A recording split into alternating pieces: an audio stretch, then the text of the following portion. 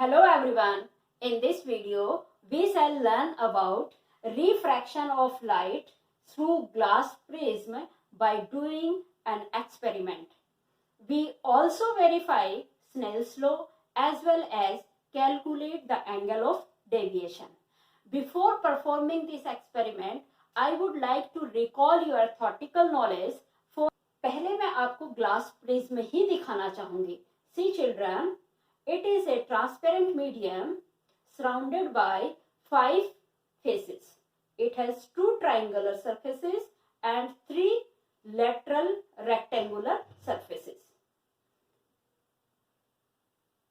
तो जो इसके ट्राइंगल हैं ये इक्विलैटरल ट्राइंगल हैं, यानी सारे इनके एंगल कितने डिग्री के हैं? 60 डिग्री के.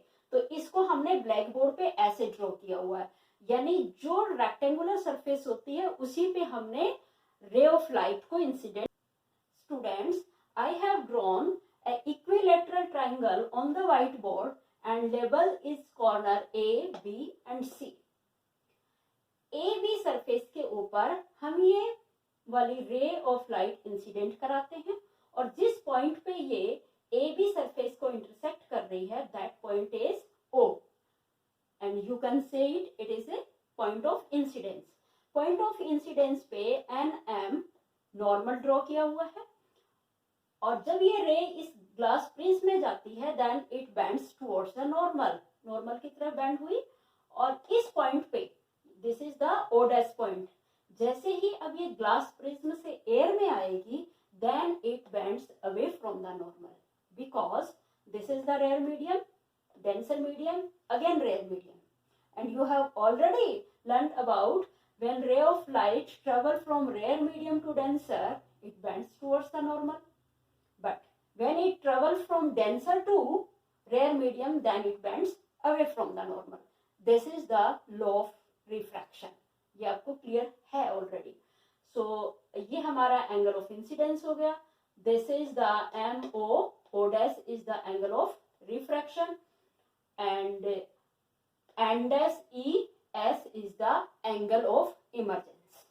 अब हमने कैलकुलेट करना है एंगल ऑफ डेविएशन. सपोज कीजिए कि जो ये इंसिडेंट रे है इसके पाथ में अगर ये ग्लास प्रिज्म नहीं आता तो ये इसी रास्ते पे जाती और जो ये इमर्जेंट रे है ग्लास प्रिज्म ये वाली जो रे है अगर मान लो ग्लास प्रिज्म नहीं होता तो इसका पाथ क्या होता इधर. So if we extend the incident ray in forward direction and emergent ray in backward direction, both intersect to each other at a point, and that at this point a angle is formed. That angle is known as angle of deviation. अब ये verify करने के लिए कि क्या जो हमने experiment किया है उसके लिए एक फॉर्मूला है बेटा, that is angle I plus angle A should be equal to or almost equal to angle A plus angle D. Angle I, angle of incidence, angle E, angle of emergence, angle A, angle of prism and angle D, angle of deviation.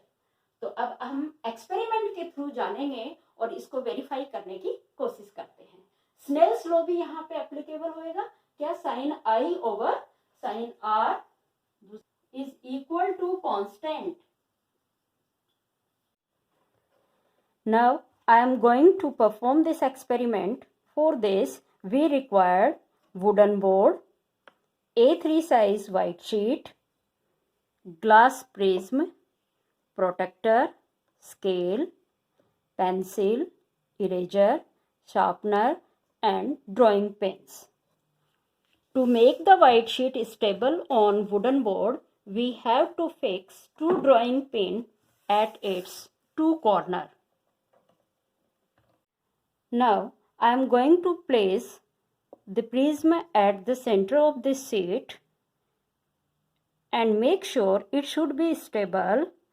Then, I am going to draw the outline of this prism with the help of pencil. Now remove the prism and mark its corner A, B, C. At the side AB, at its middle, with the help of protractor, I'll draw a perpendicular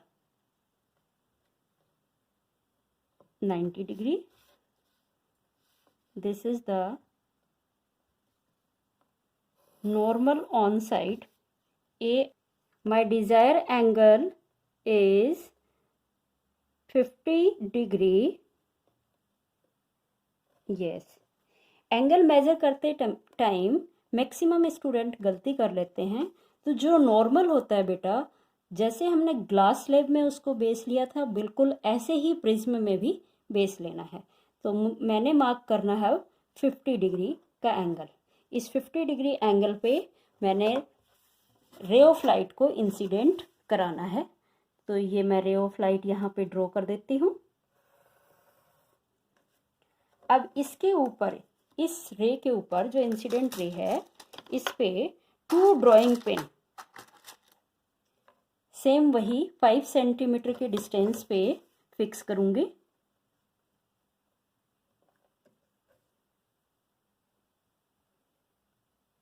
एक मैं यहाँ 5 पे रखती हूँ, तो ये दूसरी 0 पे। एटलीस्ट 5 सेंटीमीटर का गैप इन दोनों पिन्स के बीच में होना जरूरी है, ताकि हमारा रिफ्रैक्शन क्लियर हो सके। Now I am going to again place the prism on its boundary.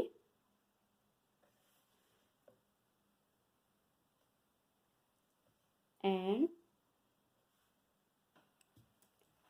see these all paint from the AC side by keeping one eye closed.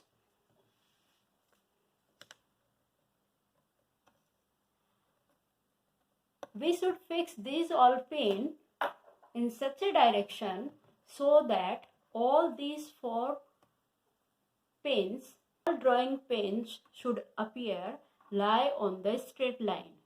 See children, we also keep our one eye closed when we are going to look through this side.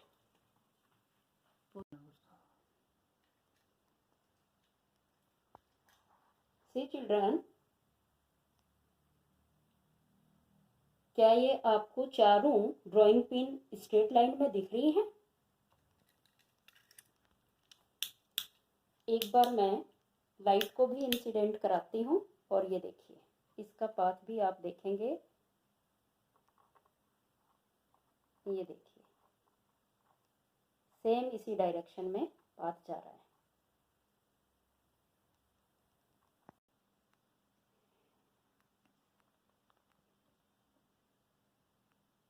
Now we have to remove these pins by making a small circle around their point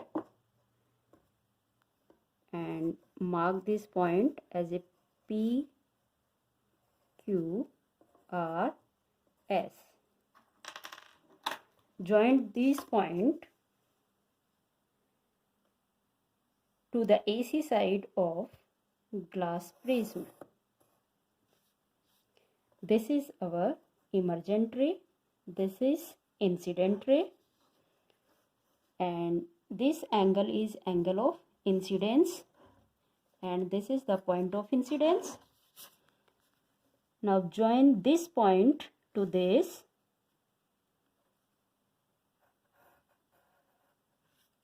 This is the angle of refraction, angle R. Now we have also marked a normal on this point, 90 degree.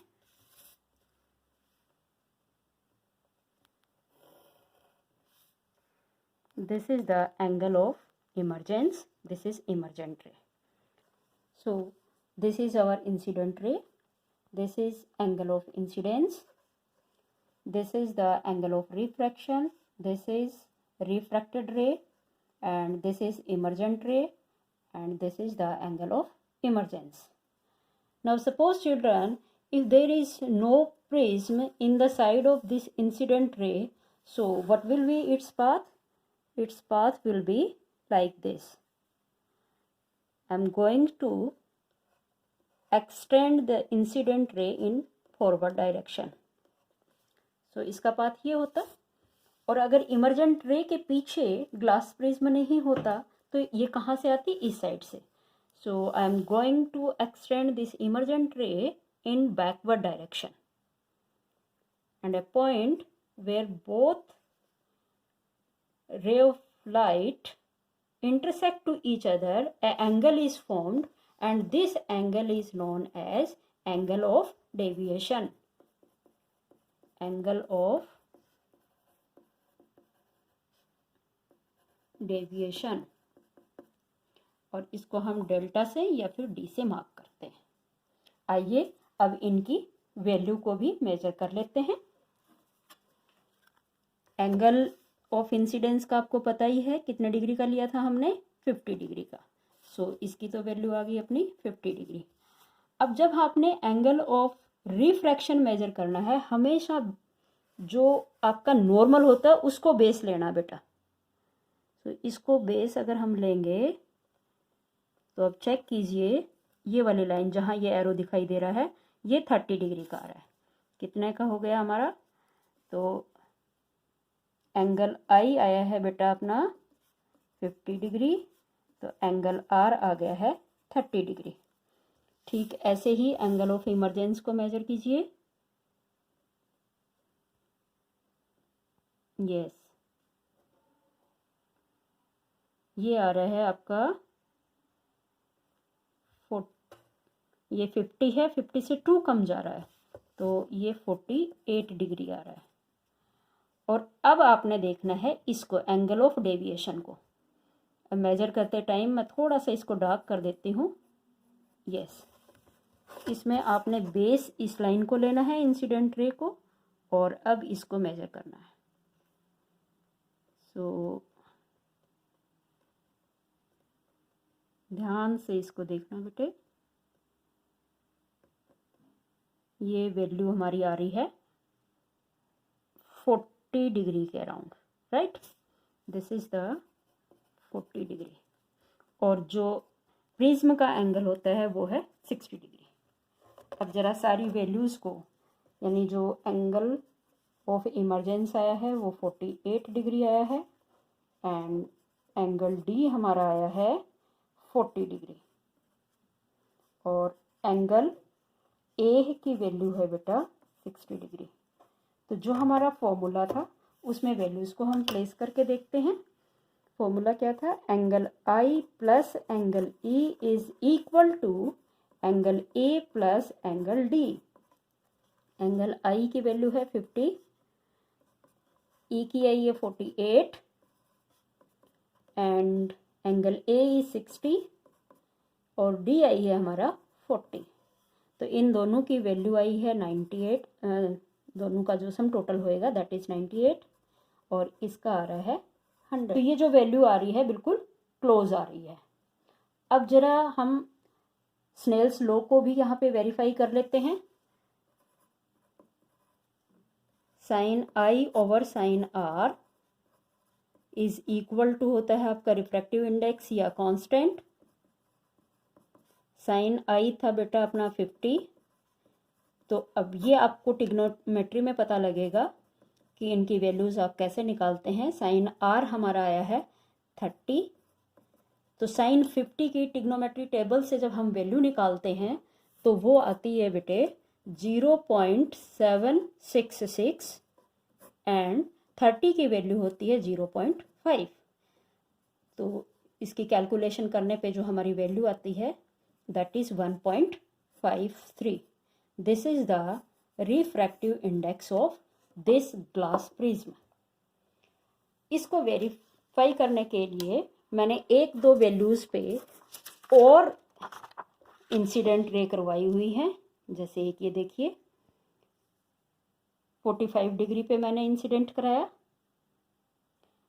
तो वहाँ पे जो angle of emergence की value आई वो मेरी 65 आई थी, angle of deviation आया था 50, और इनको दोनों की जब मैंने वैल्यू प्लेस की, एंगल ए 60, एंगल डी की वैल्यू 50 आई, एंगल आई था 45, तो एंगल ऑफ इमरजेंस था 65।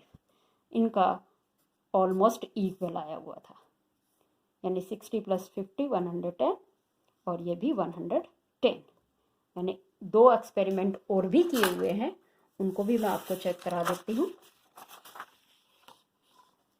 जब मैंने 60 डिग्री एंगल पे रे ऑफ लाइट को प्रिज्म की ए बी साइड पे इंसिडेंट कराया 60 पे, तो जो एंगल ऑफ इमरजेंस आया उसकी वैल्यू आई थी बेटे 45 डिग्री, और जो एंगल ऑफ डेविएशन आया वो भी 45 था। तो जब टोटल इनका किया मैंने दोनों साइड का, तो देखा दोनों स्नेल्स लॉ के लिए मैंने इन सब की वैल्यू अलग अलग रखी। सबसे पहले 45 वाले की रखी, तो यहाँ पे जो मेरा एंगल ऑफ रिफ्रैक्शन आया था वो 25 आया। देखिए साइन आई ओवर साइन आर किया, 45 की वैल्यू बेटे टिग्नोमेट्री में होती है इतनी, साइन 45 की कितनी 0.707, एंड साइन 25 की वैल्यू ये होती है। तो जब इनकी कैलकुलेशन की तो हमारी नेट वैल्यू आई है 1.67। दूसरा जो मैंने 60 डिग्री वाला कराया था ये, तो इसमें साइन 60 की वैल्यू होती है 0.866, और उसमें जो एंगल ऑफ रिफ्रैक्शन ये 35 आया था, उसकी वैल्यू होती है बेटा 0.57। अगेन जब कैलकुलेशन करने पे आई 1.51, और थर्ड अभी हमने किया ही है। तो इसमें हमने क्या देखा कि सब की जो रेशो आ रहा है साइन आई ओवर साइन आर, वो लाई किसमें कर रहा है आपका 1.5 to 1.7 के बीच में आ रहा है, क्योंकि जो ग्लास का रिफ्रैक्टिव इंडेक्स होता है उसकी रेंज यही होती है। तो यहाँ से हमारा स्नेल्स लॉ भी वेरीफाई हो रहा है। तो जो एक्सपेरिमेंट किया उसमें दोनों साइड्स के एंगल, जो हमारी ये एक इक्वेशन होती है बेटे, ये इक्वेशन भी बिल्कुल सही आ रही है। तो यहाँ से पता लगता है कि हमने जो एक्सपेरिमेंट किया है वो हमारा बिल्कुल सही है। Thank you children, have a good day.